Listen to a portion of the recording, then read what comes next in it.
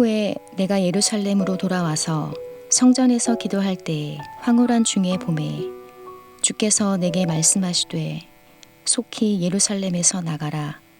그들은 내가 내게 대하여 증언하는 말을 듣지 아니하리라 하시거늘 내가 말하기를 주님, 내가 주를 믿는 사람들을 가두고 또 각 회당에서 때리고 또 주의 증인 스데반이 피를 흘릴 때에 내가 곁에 서서 찬성하고 그 죽이는 사람들의 옷을 지킨 줄 그들도 아나이다. 나더러 또 이르시되 떠나가라. 내가 너를 멀리 이방인에게로 보내리라 하셨느니라.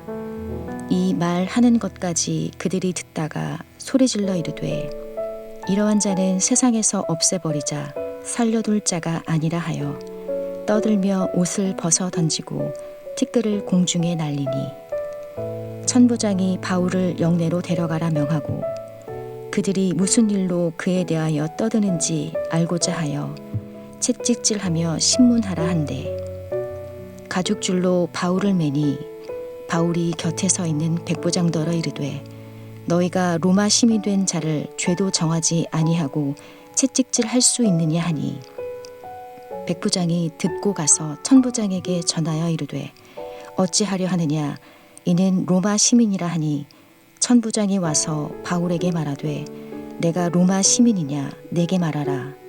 이르되 그러하다. 천부장이 대답하되 나는 돈을 많이 들여 이 시민권을 얻었노라. 바울이 이르되 나는 나면서부터라 하니 신문하려던 사람들이 곧 그에게서 물러가고 천부장도 그가 로마 시민인 줄 알고 또 그 결박한 것 때문에 두려워하니라. 샬롬, 평안하십니까? 8월 16일 수요일 큐티 말씀을 함께 묵상하겠습니다. 유대 군중을 향한 계속되는 증언 속에서 바울은 하나님께서 자신을 이방인을 위한 복음 전파자로 부르셨다고 고백합니다. 사실 바울은 유대인들을 향하여 빚진 자의 마음을 갖고 있었습니다. 복음을 받아들인 유대인들을 핍박하고 스데반을 죽음을 주동했다는 죄인된 마음이 있었습니다. 그러나 하나님께서는 또 다른 계획을 갖고 계셨습니다. 사도행전 22장 21절입니다. 나더러 또 이르시되 떠나가라. 내가 너를 멀리 이방인에게로 보내리라 하셨느니라. 그런데 이방인의 복음 전파자로 하나님께서 바울을 부르셨다는 고백은 왜곡된 민족주의자였던 유대인들을 오히려 더욱 자극하게 되었습니다. 오직 유대인들에게만 구원이 있다고 믿었던 그들에게 이방인의 복음 전도자라는 바울의 고백은 받아들일 수 없는 표현이었던 것입니다. 이에 그들은 이렇게 소리칩니다. 사도행전 22장 22절로 23절입니다. 이 말하는 것까지 그들이 듣다가 소리질러 이르되 이러한 자는 세상에서 없애버리자 살려둘 자가 아니라 하여 떠들며 옷을 벗어 던지고 티끌을 공중에 날리니. 히브리인이 알아들을 수 있는 아람어로 바울이 말했기 때문에 유대 군중들이 소리를 지르는 이유를 알 수 없었던 천부장은 바울을 영내로 끌어가서 채찍질하며 신문하라고 명령합니다. 그런데 이를 진행하려는 백부장에게 바울이 이런 말을 하는 것이지요. 오늘 본문 25절입니다. 가죽줄로 바울을 매니 바울이 곁에 서 있는 백부장더러 이르되 너희가 로마 시민 된 자를 죄도 정하지 아니하고 채찍질할 수 있느냐 하니 바울이 로마 시민권자라는 말을 들은 백부장은 깜짝 놀라게 됩니다. 로마 시민권자라면 죄가 정해지기 전에 함부로 처벌할 수 없었기 때문입니다. 이러한 사실을 듣게 된 천부장은 바울이 로마 시민권자가 된 것이 돈을 주고 산 것이 아니라 나면서부터 로마 시민권자라는 말에 더욱 놀라게 됩니다. 바울이 나면서부터 로마 시민권자라는 사실에 주위에 있던 모든 로마 군인들은 두려움에 빠지고 맙니다. 오늘 사도행전 22장 28절로 29절입니다.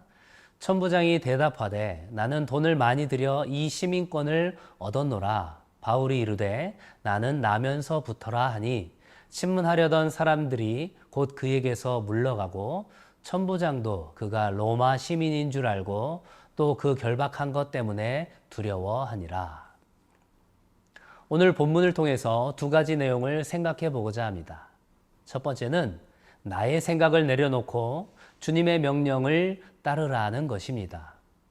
회심한 바울은 복음을 받아들이지 않은 유대인들을 보면서 각별한 마음을 느꼈습니다. 동족의 구원을 향한 강한 열망을 이렇게 고백하기도 했습니다. 로마서 9장 3절입니다. 나의 형제 곧 고륙의 친척을 위하여 내 자신이 저주를 받아 그리스도에게서 끊어질지라도 원하는 바로라. 동족을 핍박하고 스데반을 죽이는 데 앞장섰던 자신의 모습을 생각하면서 바울은 유대인의 복음 전파자로 쓰임받기를 간절히 원했습니다. 그러나 하나님의 계획은 바울과 달랐습니다. 로마 시민권과 율법에 정통한 성경 지식, 헬라어와 아람어에 능통한 어학 실력을 지닌 바울을 하나님께서는 이방인의 복음 전파자로 쓰시길 원했습니다.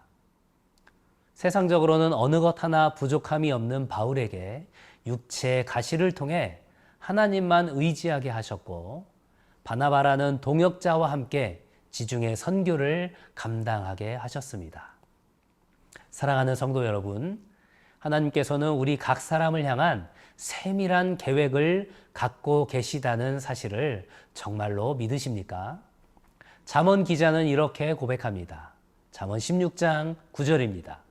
사람이 마음으로 자기의 길을 계획할지라도 그의 걸음을 인도하시는 이는 여호와시니라. 아멘. 성도의 모든 걸음을 인도하시는 하나님의 주권을 인정하고 순종하는 믿음의 여정을 살아가는 오늘 하루가 되길 소망합니다. 두 번째는 모든 것을 복음 전파에 사용하라는 것입니다. 바울은 로마의 백부장에게 채찍을 맞게 된 위기의 순간에 자신이 로마 시민권자임을 밝힙니다.